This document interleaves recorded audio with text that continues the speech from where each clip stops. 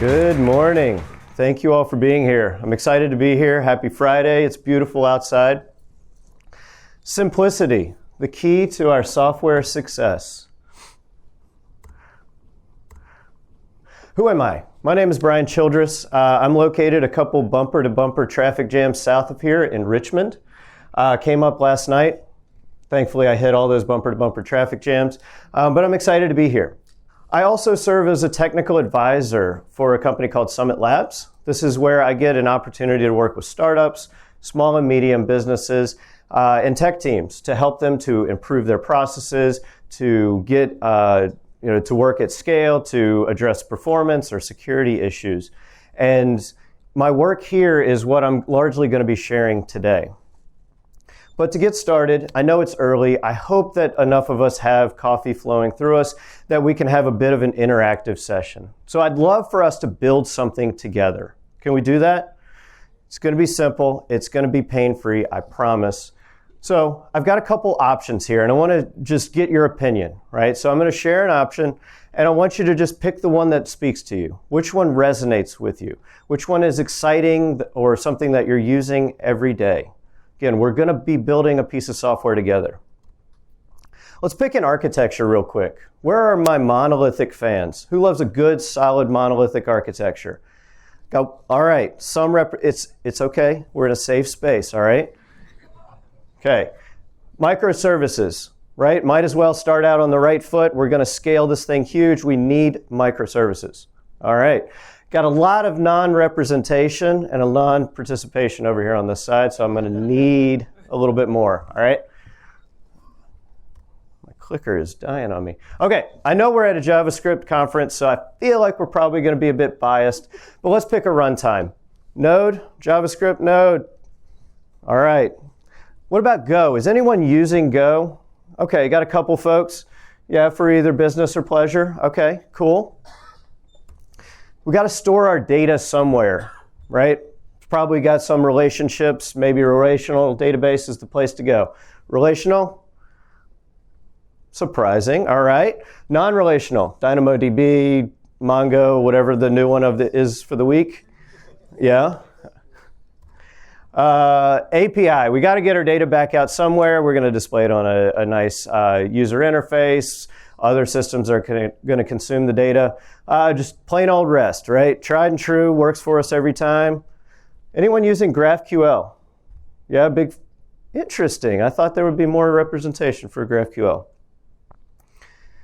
Cool. Thank you all for that. Going to need a little bit more participation as we continue to progress. But I want to know, did anyone sit here and ask themselves why? Not only why is this guy up here, but why? Why am I raising my hand? Why am I picking technologies? What is this for? What is it that we're building? What is it that we're designing? Or everyone's favorite answer in software is, well, it depends. There are a lot of variables at play here, so I can't really sit here and pick a technology. I can't pick an architecture until I know what the heck it is that we're building.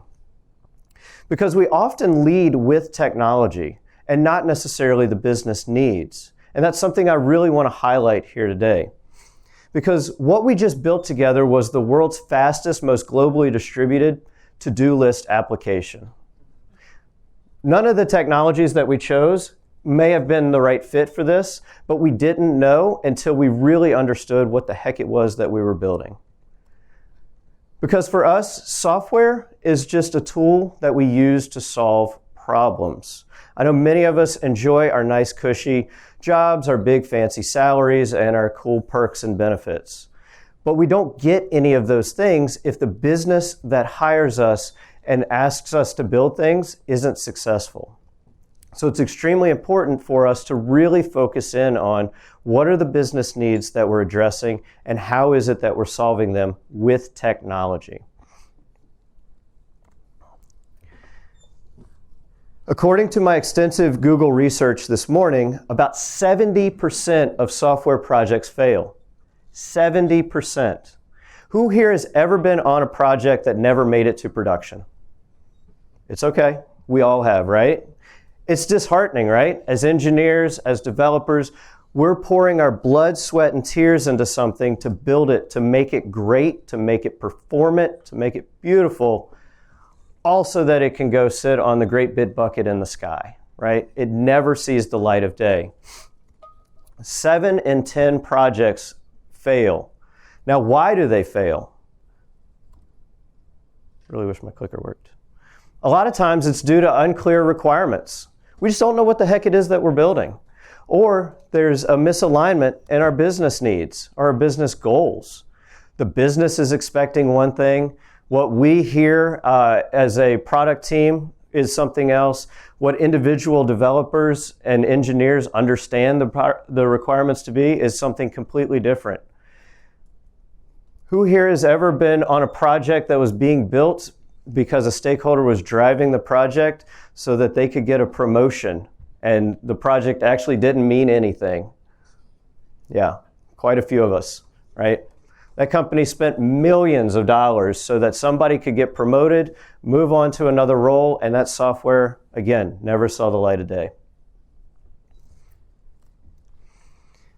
And I see a lot of technology and software projects fail because the technology is just too darn complex, right? We bring in complexity, we over-index on complexity, and ultimately that's one thing that causes our software projects to fail.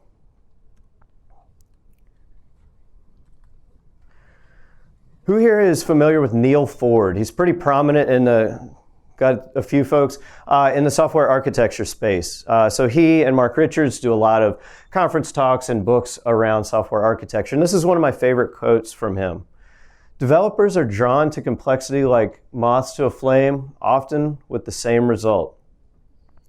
Technology is already complex, but as engineers, why do we find a way to make it even more complex?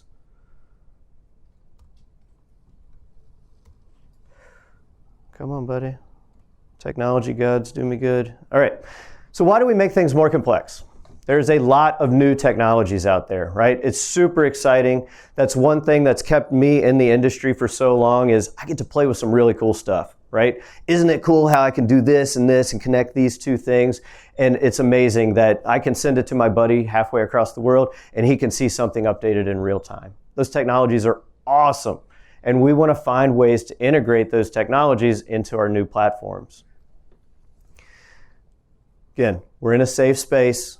It's okay. But I need you guys to be honest. Who here has ever brought in a technology that they didn't need, a framework that was too complex or that they didn't understand because they were bored?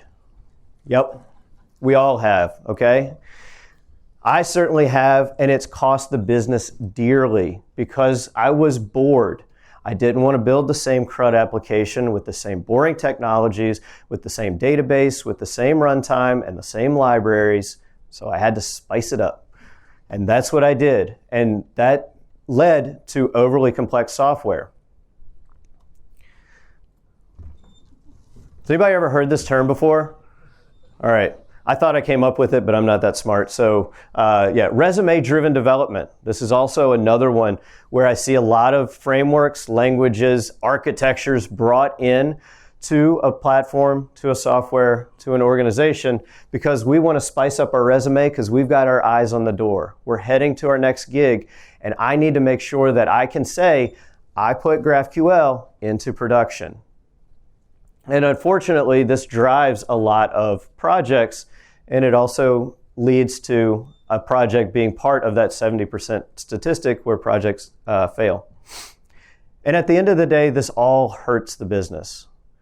And again, the business is the thing that we need to try and make successful so that they can pay our big fancy salaries and give us cool perks, lunches on Fridays and whatnot. So when I think about adding new technology, new frameworks or architectures to a platform, either a ground-up platform, maybe a refactoring, I like to use the rule of one. I realize this is kind of an offensive emoji, but the rule of one. And what I mean by that is if we're going to do something, I want to change only one thing. I want to add one new framework. I want to add one new architecture, one new database. I don't want to add a new framework, database, architecture, cloud platform, integrations with other third-party APIs. I don't want to add too much because that complexity coming into the project can be really, really difficult for the team to understand. It's not just one new thing that the team needs to learn and understand together. It's many, many things, and all of us learn differently at different speeds and in different ways. And so the ability of the team to support something that has a ton of new moving pieces is really, really difficult. Again, I need a little bit more audience participation. Buzzword number one. Who here has ever been asked, heard the term, or asked to put this into one of their applications or to make it real time, right? Does anyone have like a shared definition of what real time means? So as engineers, we get really excited about real time, right? This is the chance that we get to bring in all these new technologies, all the cool things that AWS provides us that we can synchronize data across the globe in what is effectively pretty close to real time. We get really excited by this and we gravitate towards this term. And what happens is most of the time what the business means and what we hear as engineers about real time are completely different scenarios.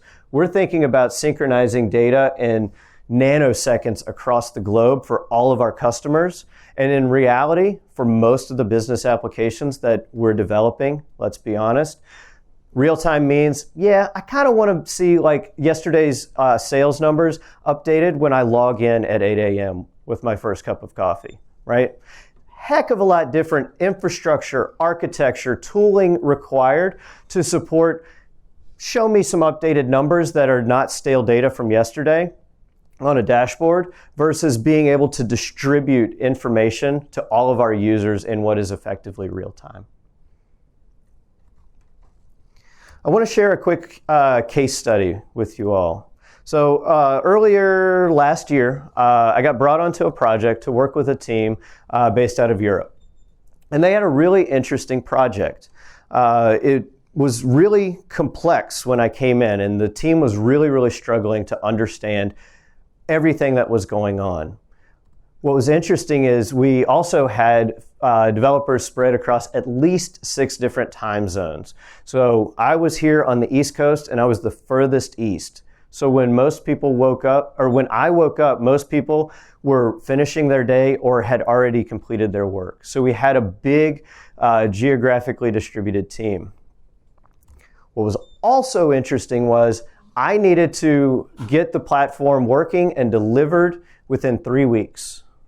Now, if I'm honest, most of us have deadlines that are just made up, right? Some stakeholder somewhere said, we want to deliver this by the end of Q2.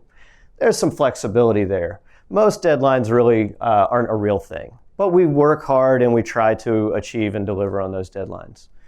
What was interesting about this project was we had a real, actual deadline. If we didn't deliver on time, if we didn't provide the software, it was useless. The entire project was a waste, and all of that money, time, and effort just kind of went up in smoke. And so this was really interesting. I had a lot of variables to kind of work within. The project had originally started in August of 22. The team got the project. They started picking technologies and designing how they were going to solve the solution. Unfortunately, they got a lot of bad advice. They got a lot of the real world or real-time type of solutions were baked into what they were developing. When I came into the project in January of last year, I looked at what they had, and it looked like somebody went down the AWS console and just picked just every service, every platform, whether it looked cool, whether it served their needs or not, they just picked them. And again, I joined in January. Our real deadline was the beginning of February. I needed to turn this thing around quickly. One of the first things I did was I went in and re-architected the system. I ripped out about 80% of what we just did not need. We didn't need Kinesis or DynamoDB or any of the machine learning platforms. Really, the system was very simple. We were getting publicly available data. We were using a machine learning model to determine sentiment, and then we were displaying the results on a dashboard. Extremely simple.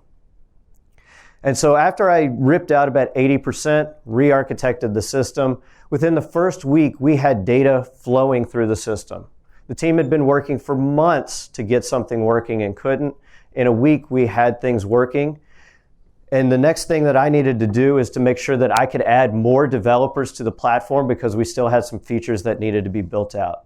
I needed to make sure that the system was separated in such a way that we could have more developers working independently, and that the system was so easy to understand that I could bring someone in, draw a couple boxes and lines on the whiteboard, and they could understand it and be able to start contributing quickly. Now, thankfully, we were able to deliver, and by the end of, or beginning of February, we had millions of records flowing through the system every day. We didn't have any issues with scaling, and the client was extremely happy. When I joined, that was not the case.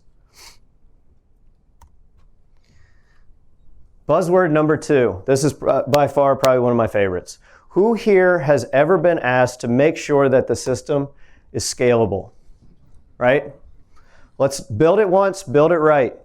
We're going to be the next Netflix, the next Google, the next whoever. We need to build this thing for scale, right? And this is by far my favorite term. But what do we mean by scalable? What does scalable mean? We hear it a lot. I'm hearing it even more across the business, not just in technology, but we need to make sure that our processes are scalable, that our systems are scalable, all sorts of fun things. But what does it mean to actually be scalable? So I think about scaling in 3 different ways. The first is users. And this is typically what we think about, right? As engineers, we want to think, how can I add more users to the system? But there's 2 other ways that I think about. One is features. How can I scale the number of features? How can I confidently add features to the platform in a way that won't break or slow down our progress? And the third way that I think about scaling is around developers. How can I add more developers to the team so that they can confidently contribute to the code base? All right, so scaling, right? Again, this is the one we always think about. We can add more computing, we can add more database capacity, we can process more events. And in my opinion, this is largely a solved problem, right? There are a lot of examples, there are a lot of great technologies and architectural patterns that can help us solve these challenges. For me, scaling users means, can I add more users to the system while providing the same or better performance for all users on the system, right? I can geographically distribute my data. We can do sharding. We can do caching. We can add compute resources right at the edge, right? This is where we get excited about adding the additional infrastructure, tooling, and architectures to be able to support it. But again, I think this is largely a solved problem for many of us. And unfortunately, for a lot of us building business software, we don't have these real challenges, right? Let's be honest. Most of us are building applications for 1,000, maybe 2,000 users. They've got some pretty predictable usage patterns, and we can handle that, right? We don't need the complexity in order to support most use cases.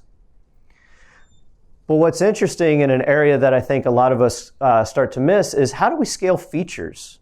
How do we make sure that features are aligned to the business? How do we make sure that the functionality that we're adding to the application is actually necessary and wanted? One of my favorite ilities, maintainability. How do I make sure that something is maintainable? How do I make sure that it is testable? How do I make sure that it is modular and has isolation, that I can confidently add, update, or remove a piece of functionality and not worry that that change is going to cascade through the system or require a major refactor in order to support it? I want to share another case study for a group that I worked with probably mid last year. So this was a healthcare startup. They had just received a Series B set of funding, so had a bunch of cash. They were looking to hire more developers, but they wanted to make sure that the system and their processes were in a really good place so that they could continue to scale. What was cool about it, they had a fairly straightforward, fairly standard tech stack. So it was a Rails monolith, Postgres database. Everything was running on AWS. They had isolated environments. They had just the right amount of infrastructure that they needed. They could auto-scale appropriately. Everything here looked great. But the challenge that they had was it was taking a senior Rails developer about 6 months to be able to confidently contribute to the production code base. 6 months. Has anyone ever taken 6 months to onboard and commit code to a production code base? We've got a few, sorry. I'm sorry. It's terrible. It's disheartening, right? You join an organization, you're excited about what you're doing, you want to start writing code because, man, that's what we love to do, but you can't.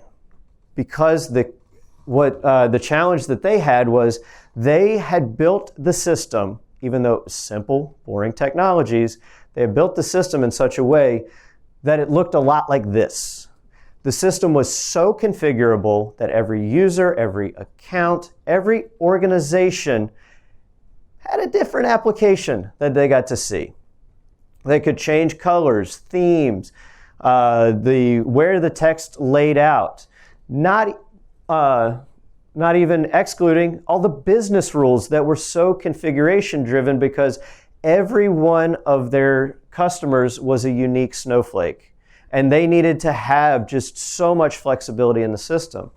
And this hurt their customer service team. They basically were like, yeah, we don't know what to do. I have no idea what your version of our application looks like to be able to understand what problem you're having. So good luck, which is a terrible place to be from an organization that just raised a bunch of money and is looking to grow. This was largely a problem of a communication between their product and their engineering team.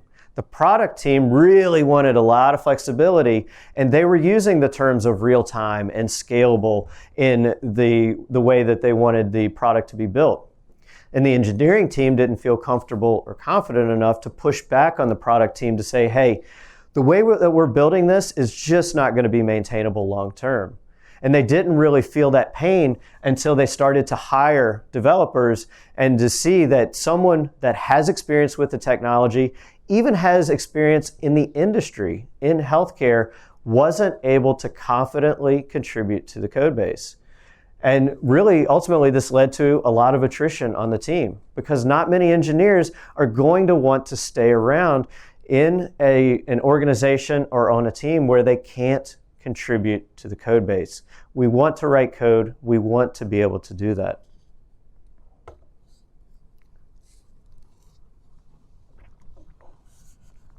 So the third way that I think about scaling developers is related to documentation. So I have a couple rules of thumb here. So I'm talking about documentation in the shared wiki, in the repositories, and in the code itself. So a couple rules of thumb that I have. One is that I want the code base to look like it was written by one developer, right? I don't want to be able to go from one file to the next or within one file and be like, Matthew wrote that one, Johnny wrote that one, Sally wrote that one. I don't want to be able to tell who wrote what. I want it to be so consistent that anybody can jump into the code base, and once they understand how the code is laid out, how each file is structured, that they can easily and confidently navigate the code base.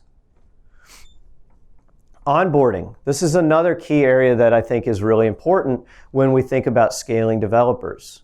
My goal is that we are able to get a developer access to the GitHub repository, to clone it and run it locally within 30 minutes.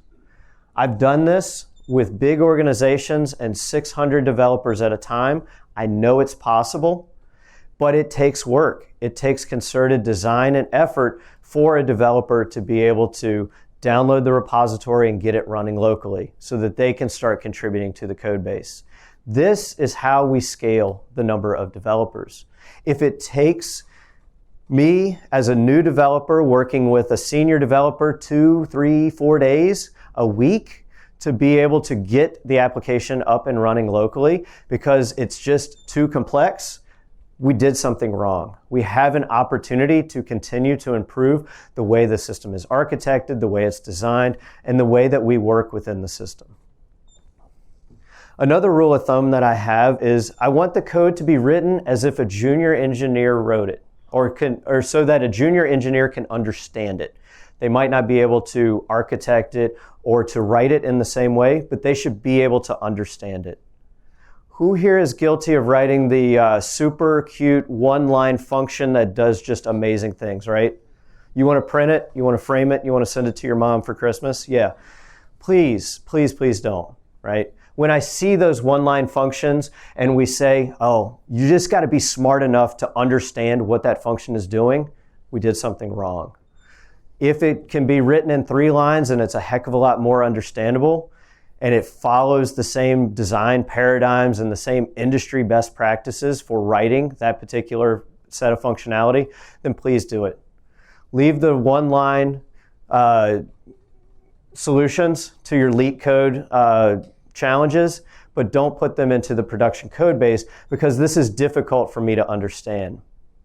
Even as a senior developer who understands not only the code base, the industry, the problem that we're solving, when I come across code that looks that way, it's really, really difficult for me to understand what's happening.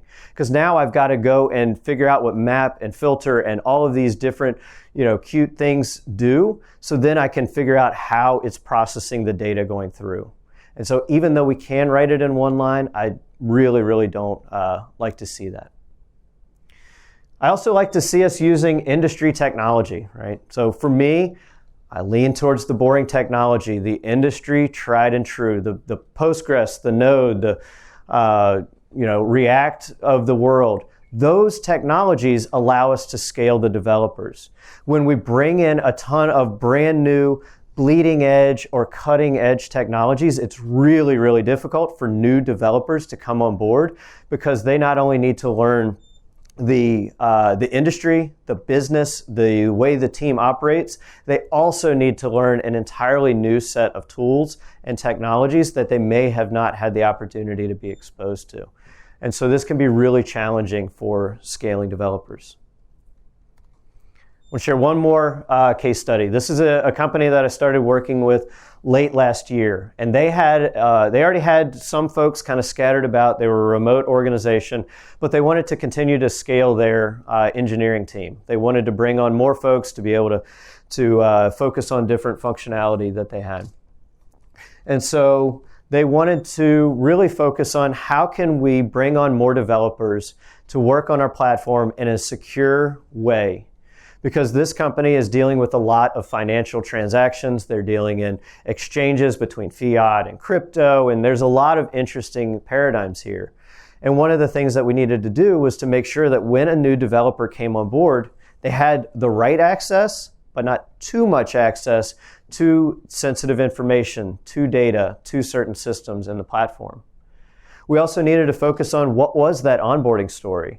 Can I grant someone access to our GitHub repository? Can I have them sit down with an experienced developer on the team and get them up and running and successful within, say, an hour? And thankfully, through a lot of work, through a lot of deep diving in the code and talking with a lot of people on the team, we were able to get to that point. But it takes a lot of concerted effort to be able to get there. But to be able to scale developers is a really important thing as our teams grow. And scaling developers for many of us means working in an asynchronous fashion because many of our teammates are somewhere halfway across the world. So it creates new and unique challenges for us. So a couple things that I'd like for us to remember is that software is just a tool. I know it's exciting, it's fun. We take pride in the things that we build and the craftsmanship around it. But at the end of the day, software is a tool that we use to solve a problem. So it's important that we understand what that problem is that we're trying to solve, and we just use technology to be able to solve that problem. Technology is already complex enough. If we layer on more complexity because we're bored, we want to pad our resume or for some other reason, then we're making it complex for not only ourselves, but our teammates, the organization, and ultimately we could put ourselves in a pretty bad spot. And then finally, again, always focus on what is the problem that we're solving. Get down to that root problem. What is the simplest way that we can explain the thing that we're trying to solve? And then we start to build on the solution from there.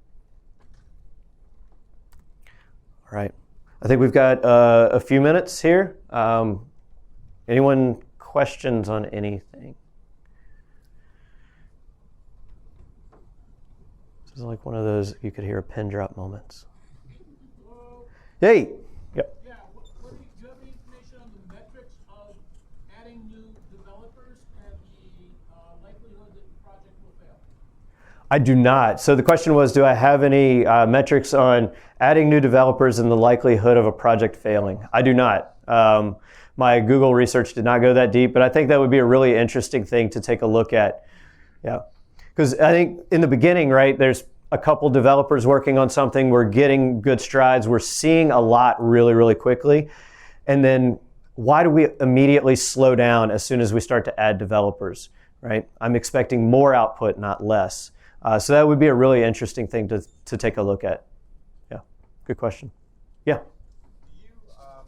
It sounded like some of the concerns that you were addressing would be solved with cross-functional product teams, with PMs and such that are focused in on business viability and the like. Are the teams that you're working with typically just engineering teams without product representation on those teams, or does it go both ways? It does go both ways. So the question was, do I see a lot of product functional teams, or is it specifically engineering, or is there some mix of product and engineering? Unfortunately, I think a lot of what I see, it's very engineering focused. And engineering, in my experience, is usually the last to be invited to the party, right? So we've been talking to customers, we've been making technology decisions, we've been making business decisions, and then at the end of the day, we just hand it off to engineering to say, hey, we built this wireframe, go build it for us. And for me, one thing that I really like to do is like, I'll barge into that party and be like, hey, I want to be here. For me, I like to say, I want to be at the napkin stage, right? When we're sitting around ideating or a whiteboard, when we're drawing what it is that we want to build, technology should have absolutely a seat at that table, because not only can we say, hey, what you're asking for is impossible, right? Physics won't allow it. But we can also say, hey, the thing that you're talking about, we can actually do this and get 90% of the way there, and it's a heck of a lot easier to solve from a technology perspective. But if we're not in that room until very later, then it's much harder to do. So I think there's a lot of value in being in a very product-focused way, or focused. Yeah, great question. I saw a hand over here. Yeah. What strategies would you use to convince a team to go in this direction versus what their innate desire would be to add complexity? So the question is, what strategies would I use to convince a team to move in that direction? It's really, really helpful to have folks that have experience of working on failed projects and really to kind of like bring up those memories, right? What was it like when you built that system? And really trying to, kind of bring everybody onto the same page. Like, yeah, we don't want to fail. We want to serve our customers and our clients. And, part of the reason that I have the rule of one is I know that as engineers, I can't just say, hey, let's just keep doing the same thing that we've been doing. You got to give a little bit of excitement. So it's got to be a bit of a balance. But, just really trying to highlight, hey, how can we do the best that we can do? How can we leverage the tools that we have because we want to grow and scale, and giving some ownership to as many of the developers as possible, right? So this is a problem I had when I worked as an architect and we had like a centralized architecture team. It was more like, we're going to sit over here on our ivory tower and draw a bunch of boxes and lines, and then we're going to hand it off and be like, here, dear development team, build it. That didn't work very well because there wasn't ownership. We were just kind of bestowing our wisdom on them. And I think instead what I encourage teams to do is just, okay, everyone on the team, it doesn't matter their experience level, any of that, just how can we solve this particular problem? Because we're all really, really good at problem solving. But if we don't have a good understanding of what the problems are that we're solving, then that's when I find we just kind of layer on complexity because we're bored, right? We just want to have that complexity. Hopefully that helps. Yeah. I feel like in some cases it's hard to get away from a solution being very complex.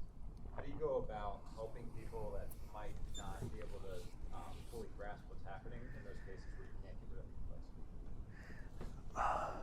I think that there's always, so how do we get rid of the complexity, or if there's always going to be complexity?